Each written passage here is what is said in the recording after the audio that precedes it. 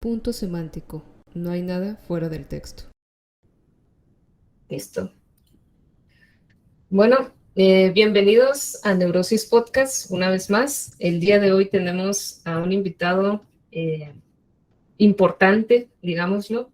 Es próximo a ser coordinador de la carrera en docencia de lengua y literatura, si no me equivoco. Eh, y pues se ha dedicado básicamente al área de la lingüística. Ahorita nos va a platicar un poco de su licenciatura, maestría y doctorado, pero sobre todo por qué lo eligió. Él es Manuel Sánchez. ¿Y cómo estás, Manuel? ¿Qué tal? ¿Cómo estás, Carla? Buenos días. Buenos días. Pues vamos a ir empezando, digo, ya tienes tu cafecito ahora sí. Vamos a ir Sí, empezando a conocerte un poquito más. ¿Qué estudiaste en la licenciatura? pues yo estudié dos carreras. Estudié Ciencias de la Comunicación, esa fue la primera. De hecho, digo, si vamos por el camino de conocer cuál fue mi trayectoria, yo me salí de la carrera de Ciencias de la Comunicación. En los primeros 3 semestres, eh, yo llegué a la universidad de 17 años, entonces también llegué como con muchas esperanzas de lo que era la universidad y pues hubo cosas que no fueron así y la verdad me decepcioné de otras tantas, entonces me salí de la carrera y me puse a trabajar en una agencia de publicidad como fotógrafo durante un año. Se me hizo que durante ese año aprendí muchas más herramientas de comunicación, pero pues finalmente es algo que te pone en la práctica, ¿no? Entonces, de eso no hay como contraste, que estando ya en el lugar aprendes. O te corren, ¿no? Entonces, después de eso, justamente en la oficina con los publicistas, mi jefe en ese momento me dice, tienes que terminar una carrera porque tienes el riesgo de quedarte como estancado en esta dinámica de ganar dinero, ¿no? Y va a llegar un punto en donde ya no va a ser suficiente, eso sí va a ser importante que tengas el grado. Entonces, yo regreso a Ciencias de la Comunicación y llevo en el siguiente semestre, llevo la materia de semiótica. No, de hecho la primera materia que llevé fue modernidad y posmodernidad en la educación, porque me recomendaron esa materia por el profesor que la daba y quedé muy contento de haber llevado esa materia, era semiescolarizada y tenía.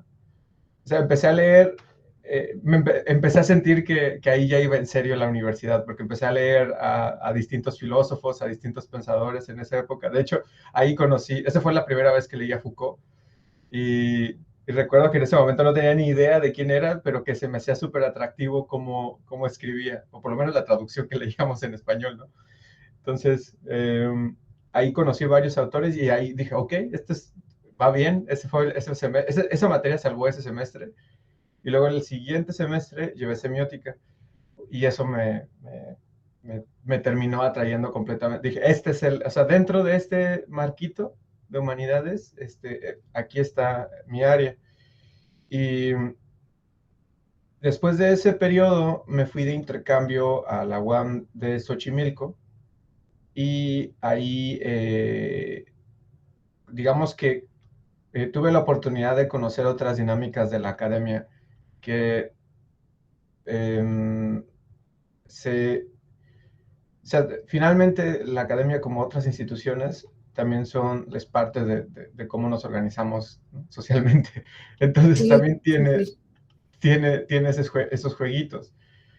Y en ese periodo tuve oportunidad de conocer eso y además, o sea, era la primera vez que llegaba a Ciudad de México, llegaba solo, llegaba de 21 años, 22 años.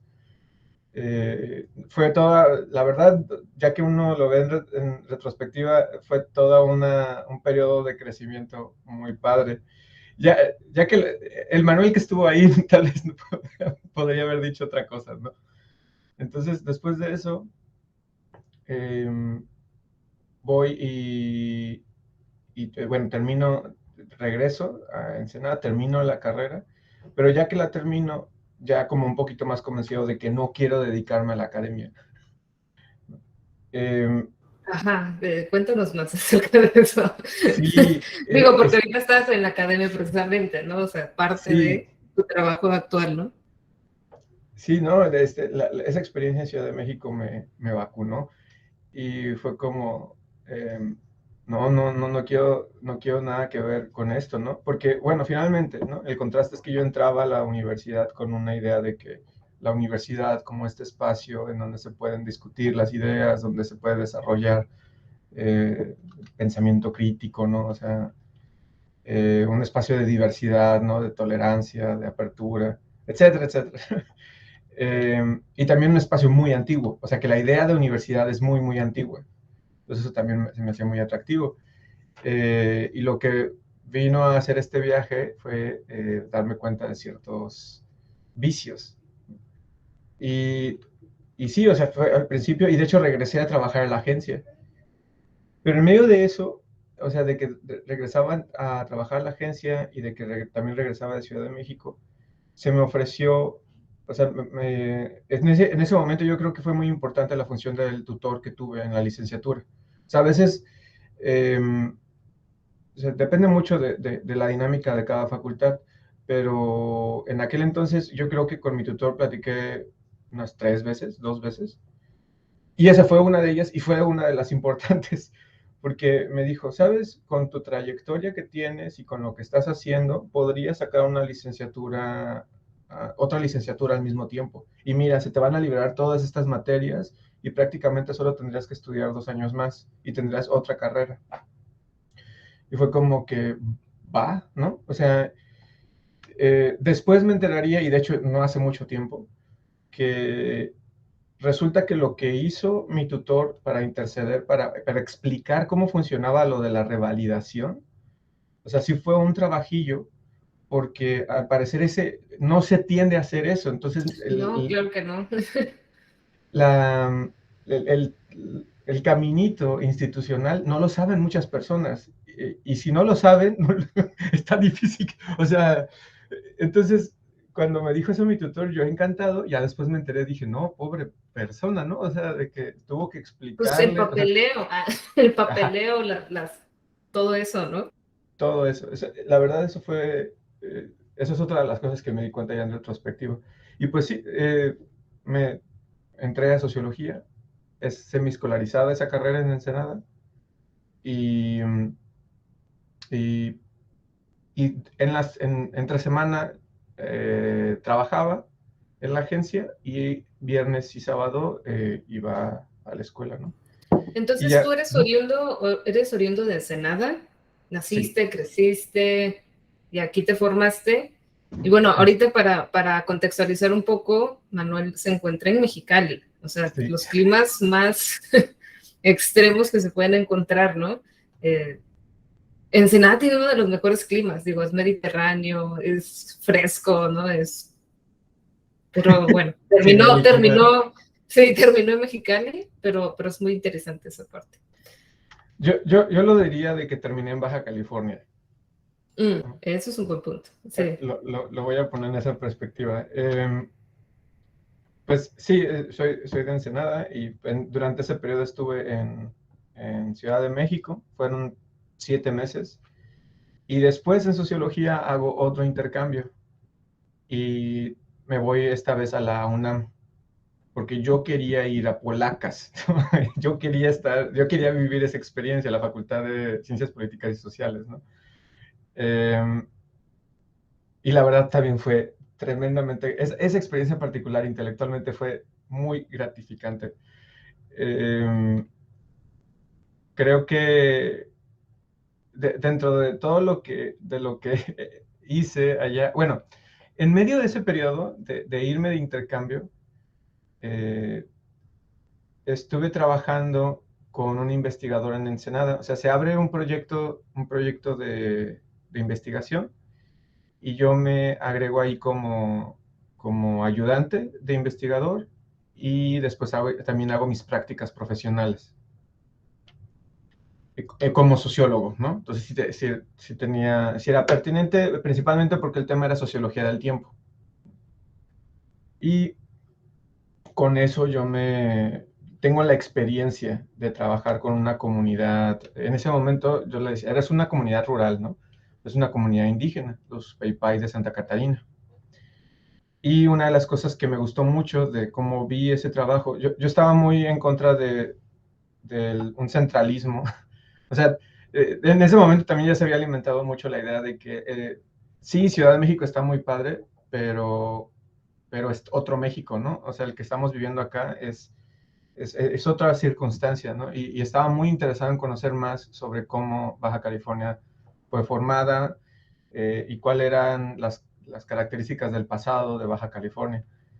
Eh, Podría decirse casi por un rollo de identidad, ¿no? Pues, querer saber de dónde vienes y en dónde estás.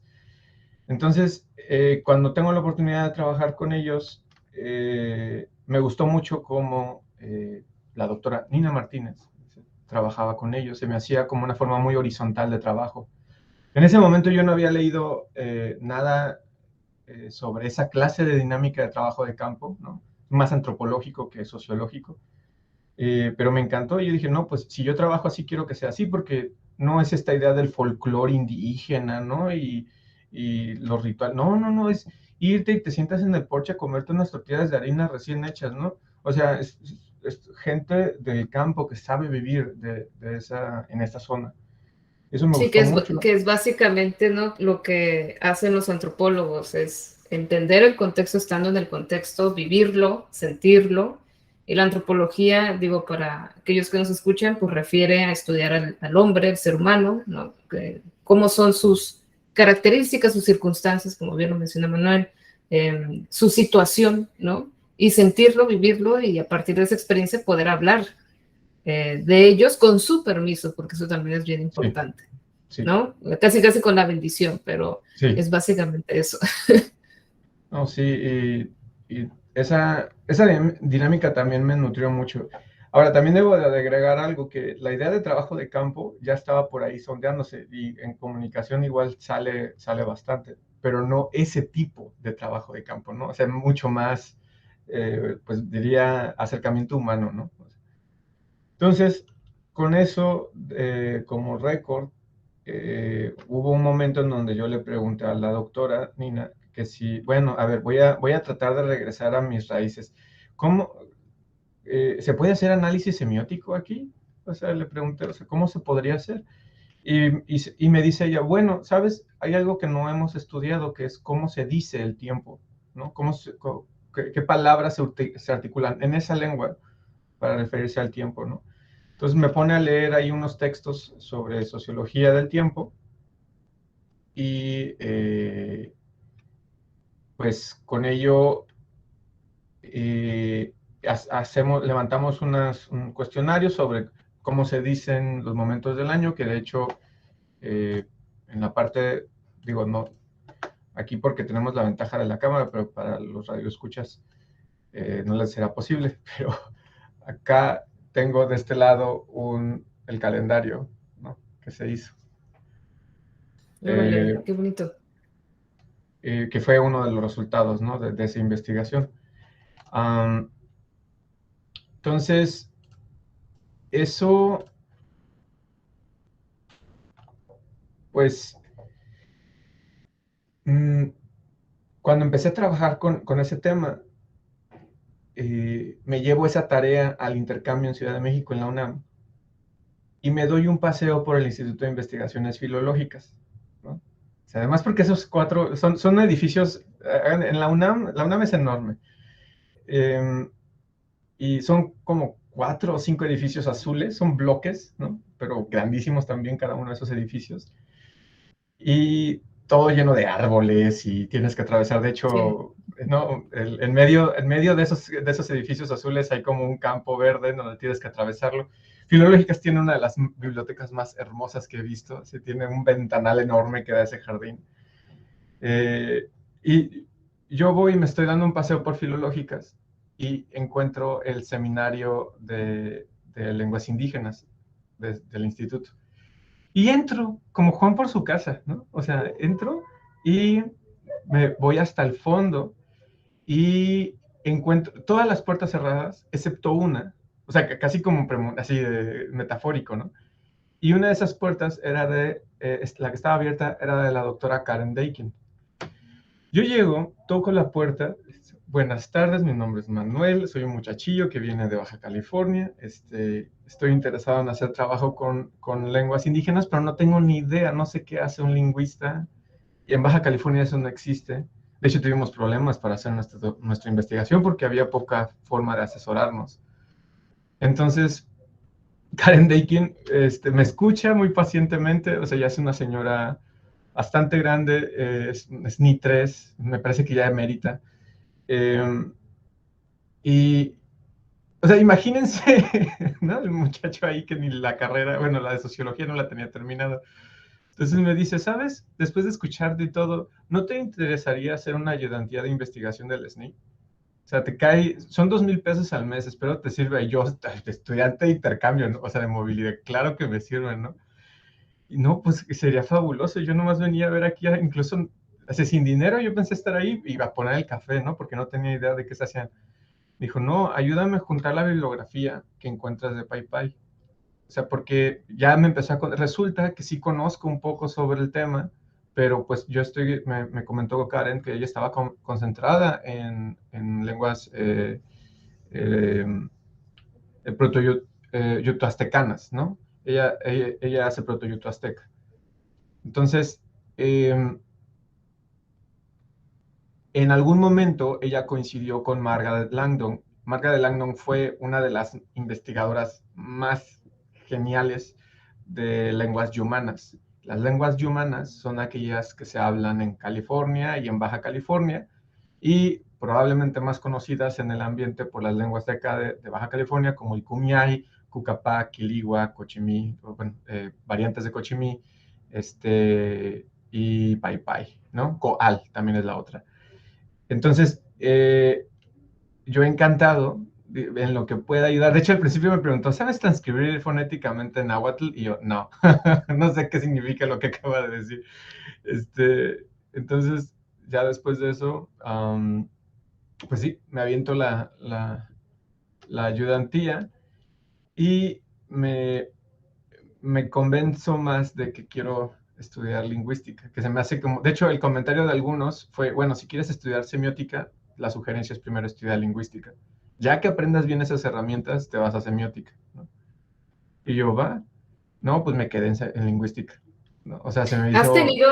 Se nota que has tenido grandes puntos de referencia. Digo, sí es cierto, parece que en tu camino se han abierto las puertas, ¿no?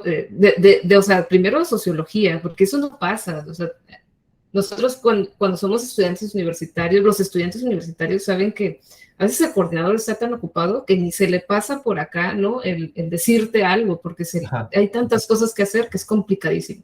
Sí. Entonces sí me parece que has tenido mucha fortuna, ¿no? O sea, sí, y qué bonito, y digo, y qué bien que lo aprovechaste, pero, o sea, sí, el camino se te fue dando para ser lingüista y para hacer tus proyectos, y eso está muy, muy cool, porque casi nadie lo consigue, eso es muy interesante. ¿A qué crees que se debe eso? ¿Tú personalmente crees en algo o coincidencia? Yo me considero espiritual, diríamos, ¿no? O sea, creo yo que hay cierta disposición. Y sí, o sea, cuando yo mismo me río cuando digo que es como casualidad. Sí. Sí, fue casualidad que la puerta estuviera abierta, ¿no? Fue casualidad que ese día me topara con... Es más, no había nadie, o sea, no había nadie, porque es un pasillo en Filológicas, y para poder entrar al pasillo hay una secretaria en la entrada que no te deja pasar, ¿no? Ese día no estaba. Entonces, eso también, digo, y también tiene que ver con aprovechar los llamados que escuchas, ¿no? Poner atención. Y también como, o sea, en ese momento no podría decir que era una pasión hacer ese proyecto, era curiosidad, era pura curiosidad. Entonces, eso fue lo que alimentó la primera parte de... Y creo que la mayoría de nosotros deberíamos escuchar esas curiosidades, porque la verdad, normalmente estamos somos ignorantes de todo, ¿no? De la existencia humana, de lo que ustedes quieran. Y creo que lo que mencionas es importante y yo lo he visto en estudios de migración, lo he visto en estudios culturales, lo he visto en estudios intelectuales, que las personas que sobresalen son las que aprovechan las oportunidades, las que dicen que sí, por curiosidad, por... Esa es la verdad. Y hay muchas personas que dicen, es que yo no soy suficiente, es que yo no podría, es que... Y ahí es cuando nosotros empezamos a cerrar esas oportunidades y no, ni siquiera nos damos a la tarea de descubrir si nos gusta, ¿no? Como en tu caso. Tal vez si no te hubiera gustado, hubieras dicho, ah, pues ya ahí quedó, ¿no? Sí, y por ejemplo, eso que dices de las oportunidades también es bien importante, o sea, creérsela al principio, porque cuando me dan la ayudantía, pues yo tengo compañeros de la UNAM, ¿no? En ese momento. Entonces yo regreso de filológicas a políticas y decir, oye, tengo una ayudantía del SNI. Y todos, ¿qué? Así, ¿cómo hiciste eso? ¿Cómo lo lograste? Pues estaba abierta la puerta, llegué, me presenté y me dieron una ayudantía. No, o sea, Simple, sí. simple. Lo que, después, o sea, platicando con ellos, con estos compañeros, me comentaban que en realidad eso ya de entrada era muy raro, ¿no? Que ellos, estando ahí en la UNAM, siendo alumnos, siendo habitantes de Ciudad de México, no habían logrado conseguir a un investigador que les hiciera, que les abriera esa oportunidad, ¿no? Entonces, ahí, por ejemplo, es eso de nuevo, qué casualidad, ¿no? Bueno, y también la otra fue que se me ocurrió ahí a mí irme a meter allá, ¿no? O sea, yo creo que es una coincidencia por un lado, mis ganas y por otro lado, las condiciones, ¿no? Sí, o sea, ahora, hasta ese momento, lo que había ocurrido era toda una retransformación del concepto de academia. O sea, yo entré como muy ingenuo de lo que significaba la academia, como muy soñador. Luego tengo estos encontronazos con la realidad y así es, ¿no? Así es siempre. Y para aquellos que se sientan como que hay algo, como que se sientan decepcionados de algunas circunstancias, no, o sea, son pasajeras, la verdad. Luego te das cuenta de todas estas personas que son geniales, ¿no? Que están ahí. Y, o sea, todas estas personas que me fueron ayudando en el camino son también parte de personas de la academia, ¿no? Que creen en la función que tiene la academia en nuestra sociedad. Eh, que es esto de preservar el conocimiento, de preservar memoria, de apoyar a grupos vulnerables desde estas posiciones que tenemos, desde estas trincheras, de ser curiosos. O sea, es de los pocos espacios que todavía podemos defender para fomentar la curiosidad, ¿no? Armarla con herramientas súper padres. Ya después lo que va a suceder, digo, ya ese caminito, en términos generales, sí es como muy, muy directo. O sea, lo siguiente es que me meto a la maestría en lingüística en la Universidad de Sonora. Y algo que a mí me gustó de esa experiencia, y esto creo que va a ayudar a reafirmar por qué terminé en Mexicali, es que, o Fue el sea, yo calor. sigo... ¿Te ¿Mande? gustó el calor? El calor, ¿vale? ¿Te gustó No, el calor y me el queda clima claro, extremo? me queda claro que son climas distintos los de Hermosillo y de Mexicali. Pero, o sea, en Hermosillo no ven al centro del país, ven hacia afuera. Hermosillo es otro lugar, ¿no? O sea, a mí me encantaba llegar y esto, o sea, en Hermosillo están trayendo investigadores internacionales en lingüística, ¿no? Están volteando a Eso me ver encanta. sí, o sea, UCLA, la Universidad de Arizona, Austin, ¿no? O sea, ellos ven para allá.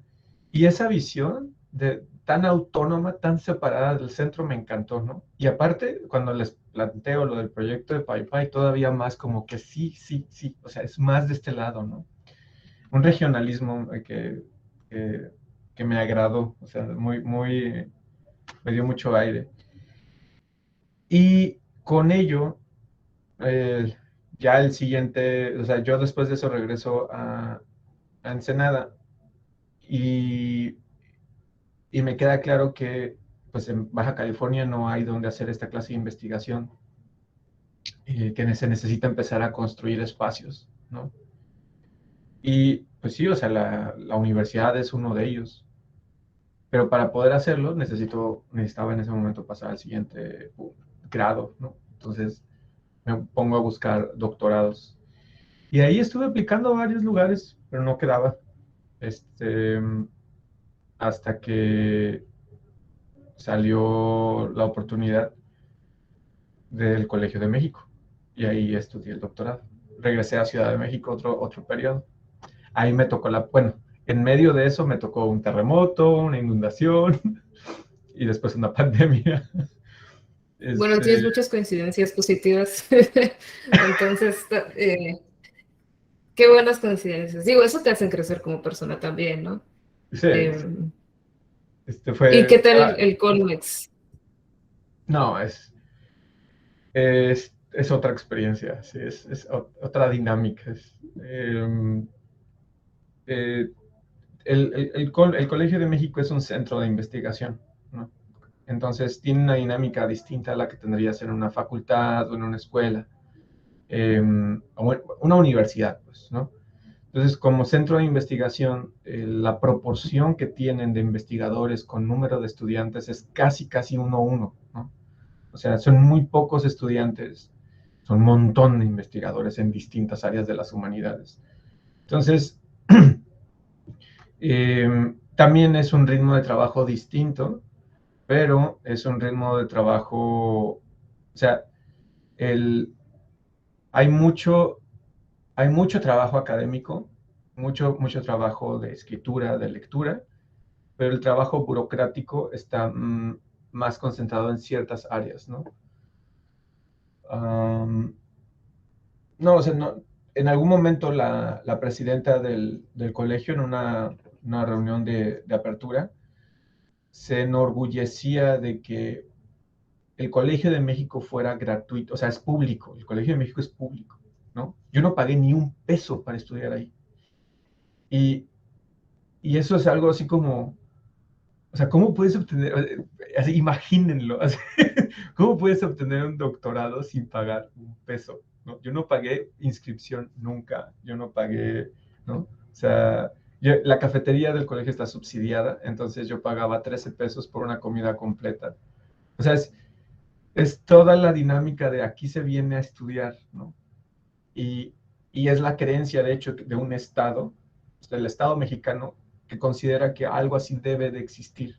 Entonces tienes a un montón de investigadores que están produciendo, describiendo, por ejemplo, solo por hablar de un área, ¿no? O sea, historia de México, ¿no? El colegio, la experiencia que tiene en esa área, las funciones que cumplen estas personas en nuestra comunidad. No, o sea, a mí me era esperanzador llegar al colegio y ver ese edificio enorme así. La biblioteca del colegio es la biblioteca mejor equipada en humanidades que hay. Es muy hermosa, sí. Sí. Tiene Y muchas aparte es cosas. hermosísima, ¿no? Sí. Tiene muchos libros, tiene muchos libros especializados. Todo lo que se imaginan que se haga, pues sale del Colmex.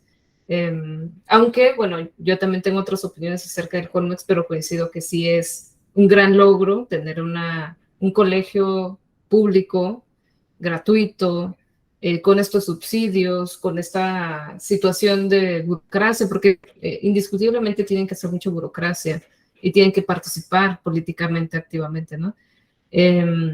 Y tal vez esas son esas partes que les faltan a las universidades estatales, pero las universidades estatales piensan en otros aspectos también. Tienen otra visión, ¿no? Y yo creo que justamente por eso, o una de las razones, una de esas es la que mencionas, ese escenario. Por eso me era muy importante quedarme en Baja California. O sea, en Baja California no tenemos un área de investigación en lingüística. Entonces, ¿desde dónde podemos empezar a abrir trinchera en esas áreas? Es que Baja California casi yo lo diría que a nivel académico es virgen, o sea, Sí. casi, porque Sí. por cualquier área que le veamos, hay donde aportar, Sí. en cualquier área. O sea, hace poco publiqué que estaba escribiendo la historia de la UABC Rosarito, y no porque no haya quienes, o sea, puede haber quienes, pero no alcanzan, ¿no? No alcanzan en poder escribirlo, no alcanzan en poder interesarse. A veces no hay personas en Rosarito que sean historiadores. Es muy curioso. Y también pasa con la lingüística, de hecho más en la lingüística, porque de lo que estamos súper precarios es de lingüística, no de lingüistas. En humanidades me parece que solo están 2 o 1. Ujú. Sí. Y perfilado más a lingüística aplicada, ¿no? Sí. Y, bueno, también tiene que ver desde qué se está estudiando y lo importante. Últimamente estoy como en esa línea y te sigo bastante, de saber lo que hay en mi comunidad, entenderlo y aportarle, porque si no, nunca va a crecer. Exacto. O sea, nunca va a crecer si yo como con mi ego pienso en aportar en otros lados por una cuestión de reconocimiento y que esta ciudad o estas ciudades o que el estado pues no va a crecer. O sea, las personas no van a tener oportunidad de desarrollo intelectual ni cultural. Ahorita se cerró, por ejemplo, se dijo que ya no va a haber feria del libro de Tijuana. Imagínate, O sea, ¿no? sí, O sea, sí, de por sí, no hay libros, entonces está muy complicado. Y digo, para ir finalizando un poquito, creo que hay muchos temas de los que podríamos hablar después, porque está muy interesante lo que has estudiado, digo, es comunicación, sociología, y que todo va hacia el área del habla, que me llama mucho la atención, ¿no? Hacia el área del pensamiento, de cómo articulamos, de cómo pensamos. Dentro de esta experiencia, ¿qué ha sido lo más gratificante que te ha pasado o una de las cosas que te han pasado y que lo vinculas como a ese no de seguir estudiando?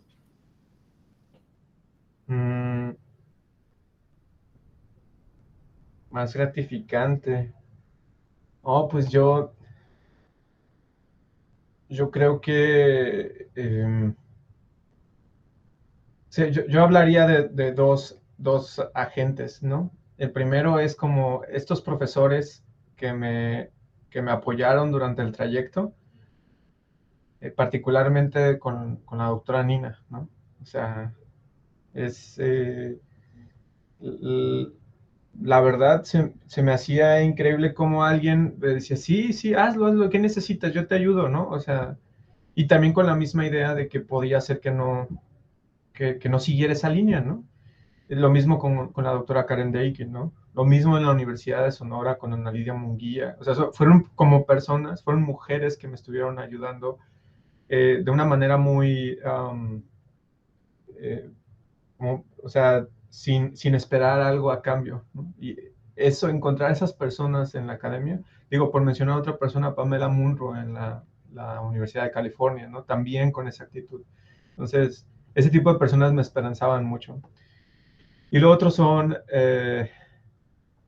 mis compañeros de los grados que tuve, ¿no? Particularmente los de doctorado, Jesús. O sea, yo digo que somos compañeros de guerra, ¿no? Así tenemos las mismas cicatrices.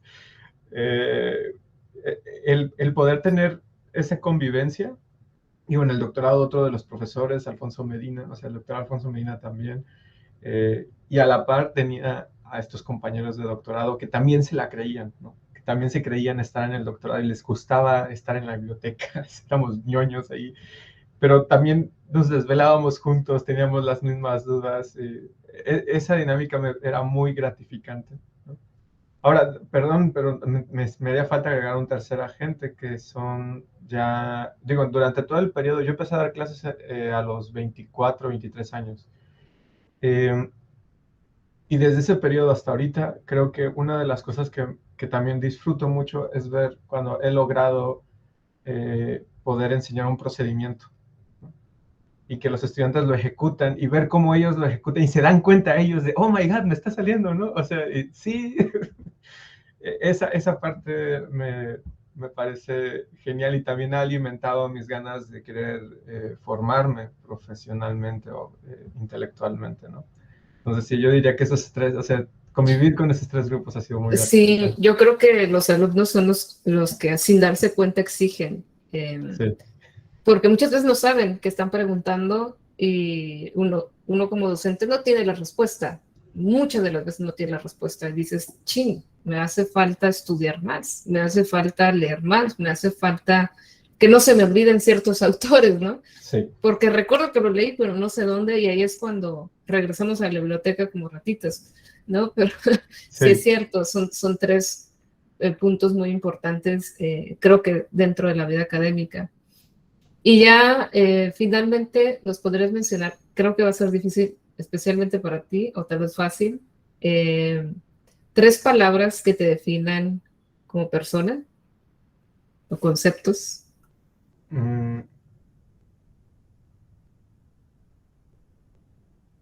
3 conceptos.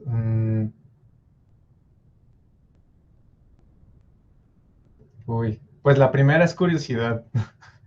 Ok, ya hay una, ya.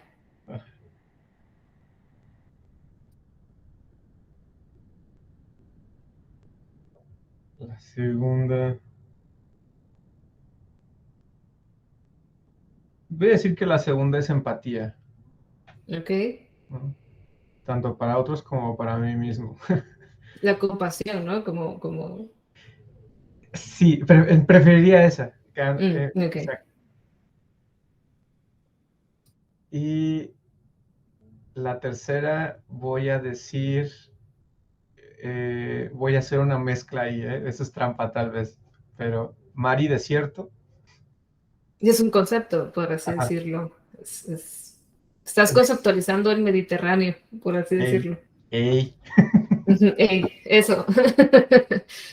Bueno, pues muchas gracias, Manuel. Creo que ojalá salgan algunas otras pláticas, porque yo creo que hay mucho que nos puedas decir también así como de la academia, de su movimiento políticamente.